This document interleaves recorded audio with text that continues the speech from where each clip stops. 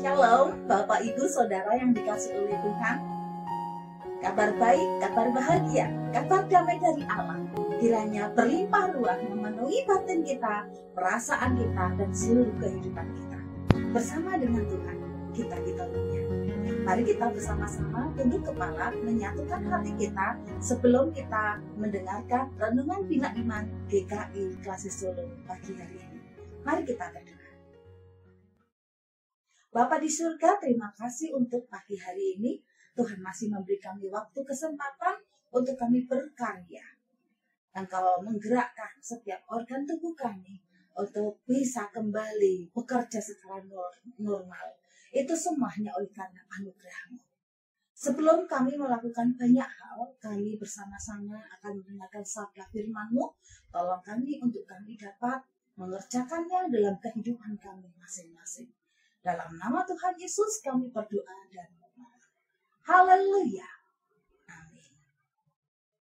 Bapak Ibu yang dikasih oleh Tuhan, tentu kita tidak asing dengan yang namanya deterjen. Ya, deterjen, sabun mandi, dan lain sebagainya. Apapun itu bentuknya, alat itu dibuat tujuannya adalah satu, yakni untuk membersihkan noda yang membandel dalam tubuh kita, atau kalau itu deterjen untuk membersihkan baju dari segala macam kotoran. Namun persoalannya, kadang-kadang ada noda yang melekat di badan kita, yang melekat di baju kita, itu tidak cukup hanya sekedar dibersihkan lewat sabun atau lewat deterjen, rinso, atau yang sejenisnya. Nah, ada kalanya perlu alat khusus yang bisa kembali memutihkan baju yang terkena noda hitam atau noda yang lainnya. Bapak Ibu yang dikasih oleh Tuhan, kalau berkaitan dengan badan kita yang kotor, berkaitan dengan baju kita yang kotor, bisa kita bersihkan dengan deterjen atau sabun. Tetapi bagaimana jika yang kotor itu hidup kita? Hidup Bapak, Ibu, dan saya. Di mana dosa itu makin menggunung, makin melekat, kalau bahasa Jawanya dikatakan ngetel. Ya, ngetel itu berarti sudah melekat sangat kuat dan sulit untuk bersihkan. Sebelum kita lanjut, mari kita buka dulu Alkitab kita dalam bacaan kitab Wahyu pasal 14 ayat 1 sampai ayat yang ke-11. Firman-Nya berkata demikian. Dan aku melihat sesungguhnya anak domba berdiri di bukit Sion, dan bersama-sama dengan dia 144.000 orang, dan di dahi mereka tertulis namanya dan nama Bapaknya. Dan aku mendengar suatu suara dari langit, bagaikan desau air bah, dan bagaikan deru guru yang dahsyat.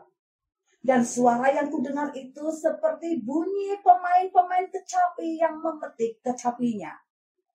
Mereka menyanyikan suatu nyanyian baru di hadapan tahta dan di depan keempat makhluk dan tua-tua itu.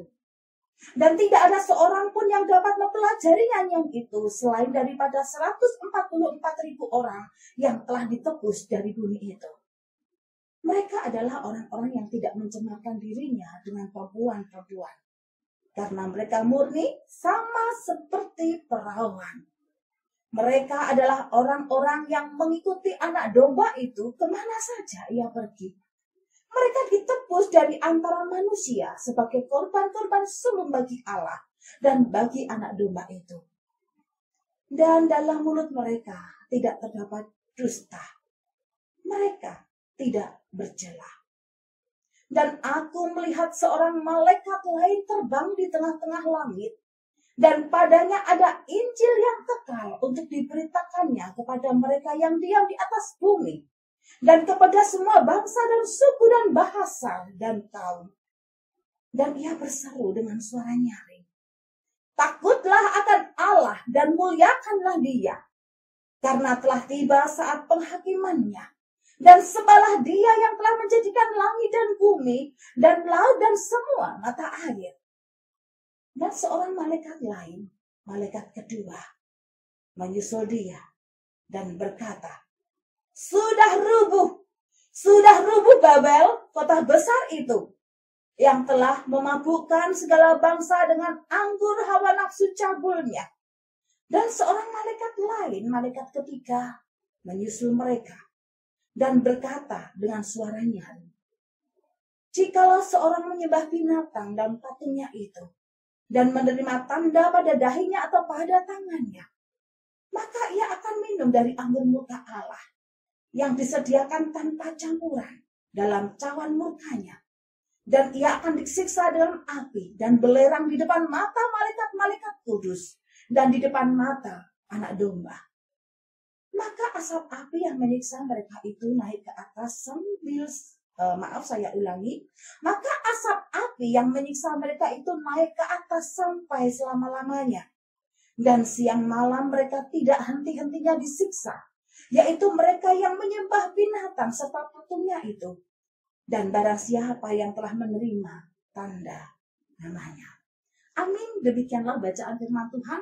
Yang berbahagia adalah setiap kita yang mendengar firman Tuhan dan yang mengerjakannya dalam hidup sehari-hari. Bapak Ibu, bacaan kita hari ini adalah penglihatan dari seorang Yohanes yang melihat anak domba berdiri di atas gunung Sion bersama dengan 144.000 orang. Nah, ini merupakan gambaran atau perwakilan berkaitan dengan janji Allah terhadap gerejanya. Ya, ini juga merupakan representatif dari gereja secara menyeluruh yang suatu hari kelak gereja pun menerima janji yang sama, yakni kita bersama dengan Tuhan kita Yesus Kristus, Sang Anak Domba Allah, akan bersama-sama memerintah di bumi yang dijanjikan Tuhan. Lah, 144.000 orang tersebut siapa? Yang kelak itu semua pun diberikan janji kepada gereja. Siapa mereka? Yang jelas Alkitab memberikan catatan bahwa mereka adalah orang-orang tebusannya. Mereka adalah orang-orang salehnya. Mereka orang-orang yang hidupnya berjuang dalam kekudusan. Kalau begitu, kalau mereka telah mendapatkan janji itu sesuai dengan penglihatan Yohanes, sekarang apa yang mesti dikerjakan oleh gereja? Supaya gereja juga suatu hari kelak menerima janji itu. Apakah semua gereja akan menerima janji itu? Tentu ada syaratnya, yakni gereja yang layak untuk bersama dengan anak domba Allah, memerintah bersama-sama dengan Sang Raja di bumi yang dijanjikan oleh Tuhan. Yakni yang pertama adalah gereja yang berjuang untuk hidup dalam kekudusan. Bapak Ibu, dalam firman Tuhan hari ini digambarkan bahwa kudus itu berarti bersih. Kudus itu berarti tidak bernoda. Kalau tadi di awal saya menyinggung soal deterjen, sabun yang bermanfaat untuk membersihkan pakaian kita dari berbagai macam noda, atau membersihkan tubuh kita dari berbagai macam kotoran. Itu pun kadang ada kotoran yang sudah ngetel, yang suka untuk dibersihkan oleh deterjen. Nah, bagaimana jika hidup kita ini yang sudah ngetel dengan dosa? Dengan cara apa kita menyucikannya? Dengan cara bagaimana kita bisa membersihkannya? Sementara persyaratan untuk menjadi gereja yang menerima janji Allah, yang kelak memerintah bersama-sama dengan Sang Anak Domba atau Sang Raja Damai di bumi yang dijanjikannya, syaratnya adalah dia harus kudus. Bapak Ibu, gereja kudus bukan karena usaha dari gereja itu sendiri, Tetapi gereja yang dikuduskan adalah gereja yang telah menerima karya penebusan dari anak domba Allah. Sama seperti 144.000 orang yang dicatat dalam Alkitab. Mereka adalah umat yang telah ditebus oleh Tuhan. Kita orang berdosa. Dosa kita itu sudah ngetal berlapis-lapis. Tidak ada cara yang bisa dipakai untuk membersihkannya. Dan tidak ada seorang pun yang layak untuk dikatakan suci atau kudus. Namun, karya penebusan Allah sanggup membersihkan, sanggup menyucikan hidup Bapak, Ibu, dan saya dari noda-noda yang membandel. Cuma persoalannya, terkadang gereja ketika sudah menerima karya penebusan dari Kristus, masih gampang tergoda, masih gampang terpikat, masih gampang terpesona, masih mudah terlena oleh tawaran-tawaran dunia yang nampaknya memberikan jawaban sesaat. Tawaran-tawaran yang sifatnya membuat hatinya senang. Atau kadang-kadang malahan tidak usah ditawari oleh dunia, tapi kita yang mencari-cari tawaran dari dunia. Kan begitu toh Bapak Ibu? Ya, kadang-kadang kita menyalahkan, lah saya ditawarin sama dunia. Padahal kita sendiri yang mencari-cari untuk mendapatkan tawaran dari dunia. Yang sifatnya membuat kita senang sesaat, yang sifatnya nampaknya menjawab kebutuhan kita sesaat. Tapi, tawaran tersebut, entah kita ditawari atau kita mencari tawaran itu, yang nampaknya mempesona, memikat, tapi endingnya adalah menjerat dan mematikan setiap kita. Alkitab memberi catatan, digambarkan sama seperti seorang perawan. Bukan seorang gadis loh Bapak Ibu, beda jauh. Yang namanya perawan itu pasti gadis. Tapi yang namanya gadis belum tentu perawan. Nah, kenapa gambarannya ini perawan, bukan gadis? Karena yang namanya perawan itu berarti belum pernah dijamah oleh laki-laki manapun. Ia masih bersih. Dan ia akan bangga ketika mampu mempersembahkan keperawanannya kepada sang suami atau calon suami yang kelak akan menjadi pendamping hidupnya. Itu satu kebanggaan tersendiri dan punya nilai tak terhingga. Tapi berbeda ketika dalam sebuah pernikahan rupanya dijumpai ada salah satu yang sudah cacat. Atau malah dijumpai menemukan calon mempelainya ternyata tidak suci lagi. Ia merasa mendapatkan sisa dari orang lain. Tentu itu akan mengecewakan mempelai pria. Atau kebalikannya. Bapak Ibu, gereja ini digambarkan sebagai mempelai wanita. Dan Kristus adalah mempelai pria. Sang mempelai pria sungguh merindukan jemaatnya atau gerejanya atau mempelai wanitanya hidup dalam kekudusan yang bisa dipersembahkan kepada Tuhan. Cuma persoalannya, kadang-kadang kita berpikir sudah terlanjur dosa, wis kadung, wis nyemplung sisan wae. Ingat Bapak Ibu, kita yang sudah kadung ngetel dengan dosa, kita telah menerima karya penebusan Allah. Darah Yesus Kristus telah membersihkan kita dari berbagai macam noda dosa. Oleh sebab itu, mari kita yang sudah dibersihkan oleh karena karya penebusan Sang Kristus, mari kita berjuang untuk berkata tidak pada dosa. Mari kita berani berkata no pada dosa. Semanis apapun itu, semempesona apapun itu, segurih apapun itu dosa, mari kita belajar berkata tidak pada perkara dosa. Supaya apa? Supaya Bapak, Ibu, dan saya kelak layak untuk bersama-sama dengan Sang Raja di atas segala raja, memerintah bersama-sama di dunia yang dijanjikan oleh Tuhan kita. Kemudian yang kedua, apa yang membuat 144.000 orang tersebut bersama-sama dengan Sang Anak Domba Allah di Gunung Sion. Dan kita kelak sebagai gereja pun kita akan bersama-sama. Yang kedua adalah mereka menyediakan diri untuk dipakai Sang Yesus Kristus. Menyediakan diri untuk apa? Dipakai untuk apa? Dipakai untuk menjadi alat instrumennya Tuhan.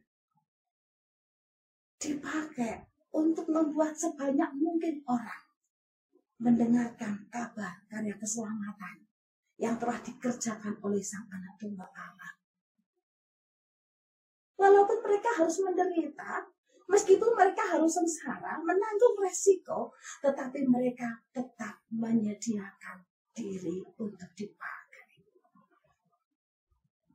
Lalu bagaimana dengan Bapak Ibu dan saya?